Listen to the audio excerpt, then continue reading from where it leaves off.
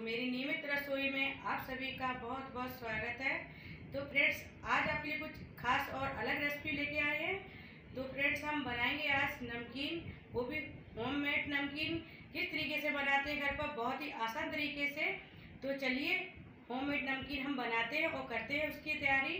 तो उसके लिए आप फ्रेंड्स वीडियो को एंड तक देखिएगा, तभी आपको इस रेसिपी समझ में आएगी कि कैसे हम बनाते हैं। फ्रेंड्स, आप मेरे फेसबुक पेज को भी फॉलो करिएगा, और जो रेसिपी आपको नहीं मिलती यूट्यूब पे, आप फेसबुक पे हमारी देख सकते हैं। तो प्लीज़ फॉलो करिए, लाइक करिए और हमें आगे बढ़ाने में हमारा सहयोग करिएगा। हमने लिए हैं 3 आलू। आलू को मैंने धोकर साफ कर लिया है और हम इसको छीलेंगे आलू को। तो आलू हम इस तरीके से छील लेते हैं, जैसे कि हम सब्जी के लिए आलू छीलते हैं, बिल्कुल ऐसे ही छील कर हमें साफ़ करना है। तो आलू हमारे छिल गए हैं और हमने लिया है कद्दूकस। इसको हम इस तरीके से आलू को घिस लेते हैं, जैसे हम इसे वो छीलन भी कहते हैं। जब चिप्स पापड़ बनाते हैं तो हम ऐसे ही छीलन कुछ घरों में बनता है। तो इसको छील कर इस तरीके से बना लेते हैं। 3 आलू जो लिए थे, सारे आलूओं को हम इस तरीके से घिस लेंगे। और इसमें पतले मोटे कई तरीके के होते हैं कद्दूकस में, तो मोटे ही तरफ से इसको घिस रहे हैं। तो देखिए हमारा पूरा आलू का, हमने 3 आलू थे उसको सबको घिस लिया है। और इसको हम पानी में धोकर साफ़ करेंगे। तो एक बर्तन में हमने पानी ले लिया है और इसमें डाल देते हैं आलू को, घिसे हुए आलूओं को, और अच्छे से साफ कर इनको धो लेंगे। बहुत ही अच्छे से हमारे आलू धुलकर साफ़ हो गए हैं। तो आलू हमारे अच्छे से छीलन धुल गया है, हमने छलनी पर निकाल लिया था और इसको एक कपड़े पे हम पसार देते हैं। इसको अच्छे से हम पंखे के नीचे भी डाल सकते हैं, जिससे इसका पानी सारा ही सूख जाएगा, तभी हमारे अच्छे से आलू का छीलन बनकर तैयार होगा। और आप चाहें तो इसे धूप में भी सुखा सकते हैं लगभग 30 मिनट के लिए। और हमने लिया है साबूदाना, बड़ा वाला साबूदाना है। और आप चाहें तो जो खीर बनाते हैं ना, उस साबूदाना को ले सकते हैं, लेकिन हमारे पास इस टाइम पे यही साबूदाना था, तो मैंने इसी से कुछ बनाने की कोशिश की है। तो देखिए, और हमारे घर पे थे नट्स, मूंगफली के दाने जिसे बोलते हैं, तो मैंने इसको ले लिया है। तो हमने लिए हैं मूंगफली के नट्स और इनको हम, कढ़ाई को मैंने प्रीहीट कर लिया है और कढ़ाई हमारी बहुत अच्छे से गर्म हो गई, तभी हम इसमें साबूदाना डालकर भूनेंगे। अगर आपकी कढ़ाई गर्म नहीं है तो साबूदाना बिल्कुल ही अच्छे से नहीं फूलेगा, कच्चा रह जाएगा अंदर से। तो आपको कढ़ाई बहुत ही हाई फ्लेम पर गर्म करनी है, तभी हमारा साबूदाना बहुत अच्छे से भुनकर तैयार होगा, क्रिस्पी और क्रंची। तो देखिए हमारा साबूदाना अच्छे से तलने लगा है और ऊपर भी आने लगा है। तो इसी तरीके से हम बराबर चलाते हुए साबूदाना को भूनेंगे।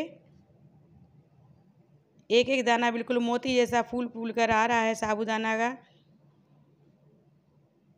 तो साबूदाना हमारा भुन गया है, इसको थोड़ा और चला लेते हैं, इससे जो अंदर तक है ना भुन जाए। इस तरीके से इसको भूनेंगे हम बराबर चलाते हुए।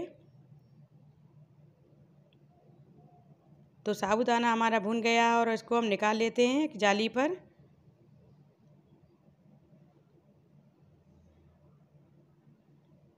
और भी हम साबूदाना इसी तरीके से भून कर तैयार करेंगे। तो बाद बाकी जो बचा उसको भी डाल देते हैं एक साथ में। इसको भी इसी तरीके से भूनेंगे, सेम जैसे मैंने पहले भुना था। और इतना सारा हमारा साबूदाना भुनकर तैयार हो गया है। तो मैंने लिया है एक पेपर, तो इस पर हम इसको साबूदाना को डाल देते हैं, जिससे कि तेल हमारा बहुत अच्छे से एब्जॉर्ब हो जाता है। तो इसको मैंने निकाल दिया। इसी तरीके से हम इसी तेल में, इसी कढ़ाई में आलू को तलेंगे। जो मैंने आलू रख दिए थे ना हवा में पंखे के नीचे, तो बहुत अच्छे से सूख गए हैं। और इन लच्छों को हम इस तरीके से गरम तेल में, हमें बिल्कुल गरम तेल ही रखना है, कढ़ाई को बिल्कुल ठंडा नहीं होने देना है, तभी हमारे बहुत अच्छे से साबूदाना और आलू बाकी सब चीज़ें अच्छे से भुनेंगी। अगर आप इसको ठंडे तेल में डालोगे तो आपके आलू क्रिस्पी नहीं बनेंगे, इसलिए आपको गरम तेल में ही डालना है। विशेष बात आपको ध्यान में रखनी है। तो देखिए इसको भी हम बराबर चलाते हुए भूनेंगे। बहुत ही अच्छे से लाल लाल जब हो जाएंगे सुनहरे कलर के, तो हम इसको बाहर निकाल लेते हैं। तो आलू हमारे सुनहरे कलर के गोल्डन ब्राउन हो चुके हैं, तो इनको निकाल लेते हैं। आप समझ रहे हो ये जल गए हैं, जले बिल्कुल नहीं है, बिल्कुल गोल्डन ब्राउन कलर के हो गए हैं। तो इनको भी निकाल लेते हैं एक चलनी पर। इसी तरीके से बाद बाकी जो आलू बचे थे उनको भी इस तरीके से हम फ्राई कर लेंगे। नमकीन में अगर हम इस तरीके से सेब डालते हैं ना, बहुत अच्छे लगते हैं। जैसे मार्केट की नमकीन में हम सेब डले हुए ऐसे देखते हैं, तो हम भी बिल्कुल सेम वैसे ही नमकीन बनाना चाहते हैं आज। तो हमने उसी तरीके से इसको मूंगफली के दाने भी भुने हैं। तो मूंगफली और उसको भी चलाकर भूनते हैं, जिससे एक जगह पर सारी मूंगफली भून ना जाए, बाद बाकी कच्ची रह जाएंगी। इसलिए बराबर चलाते हुए इसको हम भूनेंगे।